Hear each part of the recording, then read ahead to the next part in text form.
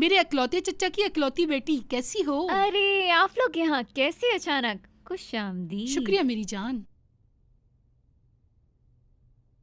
ये नफीस है। अस्सलाम वालेकुम, कैसी हैं आप? मेरा नाम अस्मा है। वालेकुम अस्सलाम। आसिया बाजी ने बताया था कि तुम्हारे अंकल वकील हैं।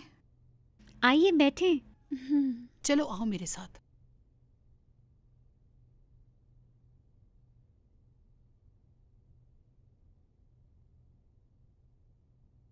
आसिया ने सब कुछ फ़ोन पे मुझे बता दिया है। आप रिपोर्ट तो लाई हैं ना? हाँ हाँ, लेकर आए हैं साथ।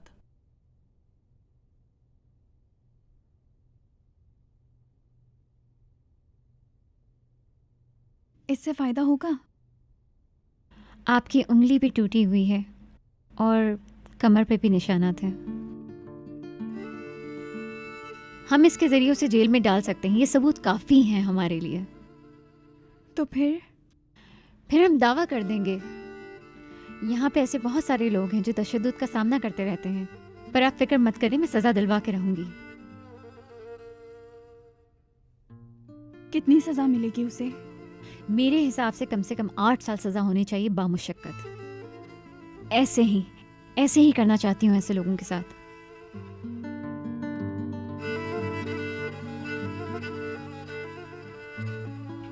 उसे सज़ा ज़रूर मिलेगी, तुम परेशान मत हो, ये मेरा वादा है।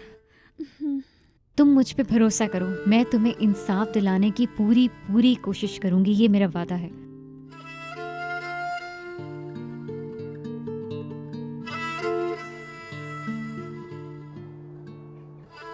और फिर इस तरह हमने उस कंप्लेन के ज़रिए उस पर केस कर दिया।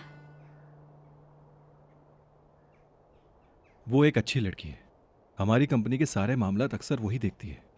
उन्हें गुस्सा तो नहीं आएगा ना? तुम भाई के गुस्से की फिक्र मत करो।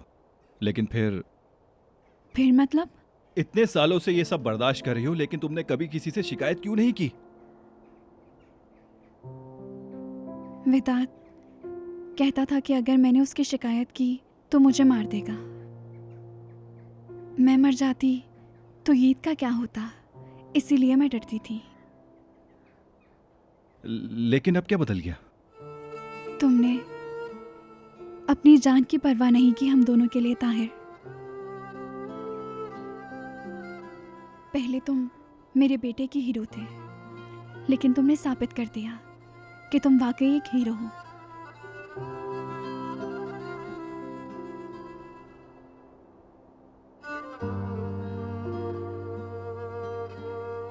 फजूल बातें मत करो तुम।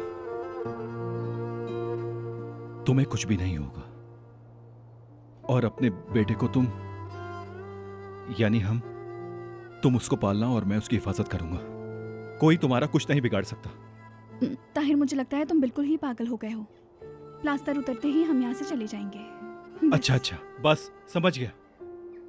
देखो ताहिर, मैं नफीस, चलो जाओ, बच्चे को तैयार करो सुबह किश्ती पर जाने के लिए। चलो जाओ।